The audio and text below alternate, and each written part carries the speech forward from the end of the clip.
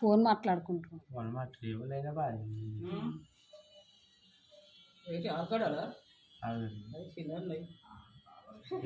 భగవంతుడు ఇచ్చిన పాలు వాళ్ళు ఏం చెప్తారు? నువ్వేం చేయాలి? పోనీకి 2 గంటలు 50 పావు